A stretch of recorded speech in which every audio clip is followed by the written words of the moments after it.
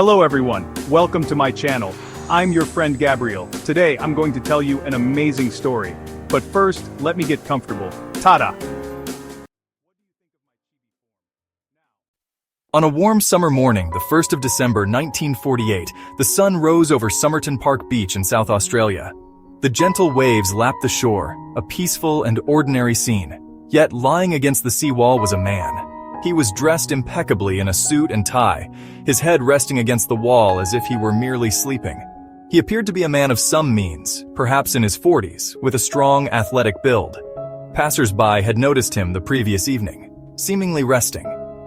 But as the morning light grew, it became clear that this was no ordinary slumber. This man, undisturbed and seemingly at peace, was dead. This was the beginning of a mystery that would puzzle investigators and capture the public's imagination for decades to come, a human story with no name and no clear ending. The discovery was made by a local who was taking a morning stroll along the sand. At first glance, the scene was not alarming. The man's posture was relaxed, a half-smoked cigarette resting on his collar. But upon closer inspection, the stillness was unnatural. The authorities were called, and the man's body was taken for examination. The initial post-mortem examination revealed something quite strange. The man was in peak physical condition, with unusually well-defined calf muscles, like those of a dancer or a long-distance runner. Yet, there were no signs of violence, no wounds, and no obvious cause of death. The doctors suspected poison, a substance that was fast-acting and left little trace, but they could not be certain. The police immediately began their search for an identity. Surely a man so well-dressed and distinctive would be missed by someone. They checked his pockets, hoping to find a wallet, a name, or some form of identification. But there was nothing. His pockets contained only a few mundane items: an unused train ticket to a nearby suburb, a bus ticket, a comb, some chewing gum, and a packet of cigarettes. It was as if he had been deliberately stripped of his identity. Every label on his clothing, from his suit to his tie and even his underwear, had been carefully and methodically removed. This was not a simple case of an unknown man. It was a puzzle, meticulously constructed to conceal a life. The lack of identification presented a formidable challenge.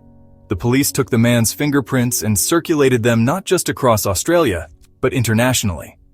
They created a dental record and published photographs of his face in newspapers, hoping a friend, a family member, or a colleague would come forward. But day after day, week after week, the response was silence. No one claimed him. No one seemed to know him. It was as if this man had simply appeared on the beach out of thin air, a ghost without a past. The man from Somerton Beach, as he came to be known, was a complete and utter enigma, a blank slate that defied every attempt to be read. As the weeks turned into months, the investigation into the Somerton man's identity grew more perplexing. The initial clues had led nowhere, so the police widened their search. In January 1949, a breakthrough of sorts occurred. A brown suitcase believed to belong to the deceased man was found left in the cloakroom of the Adelaide railway station. It had been checked in on the morning of November 30th, the day before his body was found. Inside, investigators discovered a collection of clothing, much like the ones he was wearing, with all the name tags meticulously cut out. There was also a stencil kit for marking clothes, a sharpened knife in a sheath, and a reel of waxed thread not commercially available in Australia, the same kind used to repair a pocket in the man's trousers. The contents of the suitcase only deepened the mystery. Why would a man carry a stencil kit but have no names on his clothes? The thread, known as barber thread, was unusual and suggested a life of travel or perhaps a specific trade. But the most intriguing clue was yet to come. Months after the initial investigation, a pathologist re-examining the man's clothing found a tiny hidden fob pocket sewn into the waistband of his trousers. Tucked inside this secret compartment was a minuscule, tightly rolled scrap of paper. On it were two words, printed in a distinctive, ornate font, Tamám Shud. This small piece of paper would become the central clue in this bewildering human drama. The phrase, Tamám Shud, was identified by experts at a local library as Persian. It translates to "it is ended" or "it is finished." These words are the final phrase in a collection of poems called the Rubaiyat of Omar Khayyam. The police now had a tangible link, a literary connection that suggested a story of finality. It felt like a message, a final cryptic statement. Was it a suicide note? Or was it a signal, a coded communication that hinted at a much larger, more clandestine world?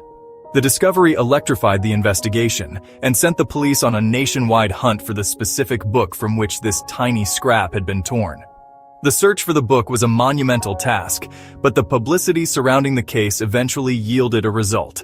A local man came forward, explaining that shortly after the Somerton man's death, he had found a rare first edition of the Rubaiyat in the back of his unlocked car, which he had parked near Somerton Beach. He had thought little of it at the time. When he saw the appeal in the newspaper, he checked the book, and there it was. The last page, where the words Tamám Shud should have been, was torn out. The paper scrap was a perfect match. The book itself held even more secrets. Faint indentations on a back page that appeared to be a form of code, adding another layer to this already impenetrable mystery. The discovery of the coded message in the back of the Rubaiyat steered the investigation into uncharted territory. The faint pencil markings were a series of capital letters, arranged in 5 lines. The second line was struck through, adding to its complexity.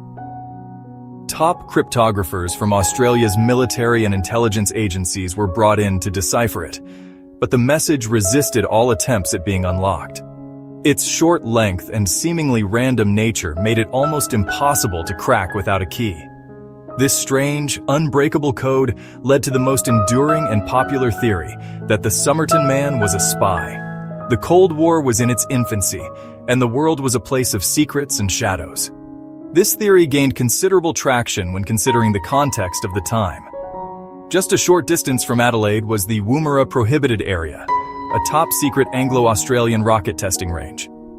It is not difficult to imagine a world where clandestine agents operated in the shadows, passing information and living under false pretenses.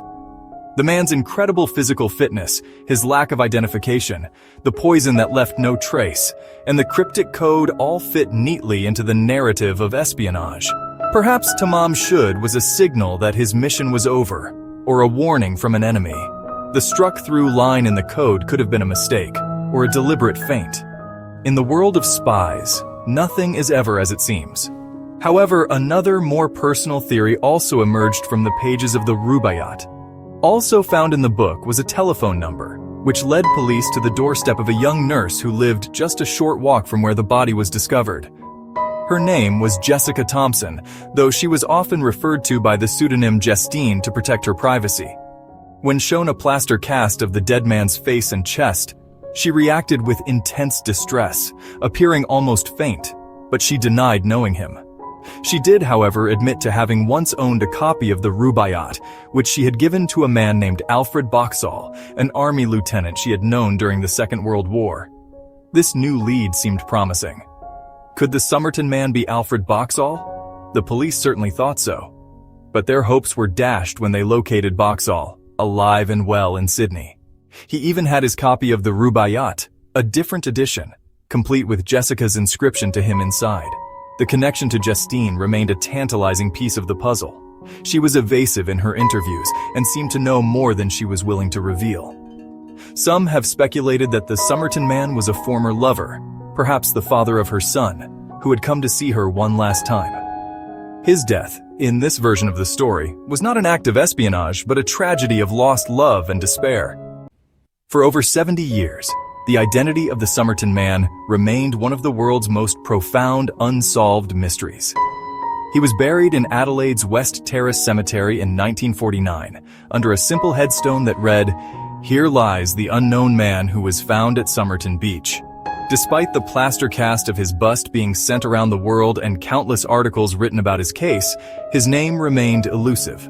The story passed from a police investigation into the realm of modern folklore, a tale that seemed to grow more complex with each passing year. The combination of strange clues, the removed labels, the secret pocket, the poetic final words, the unbreakable code, created a narrative almost too perfect for fiction. The enduring fascination with this case lies in its perfect storm of unanswered questions. Every clue seems to lead only to another, deeper mystery. The human mind is drawn to patterns and solutions, and the Somerton Man case offers none. Was he a spy silenced by his enemies, or a heartbroken lover who chose a poetic end? Was he an ordinary man caught in extraordinary circumstances, or something else entirely?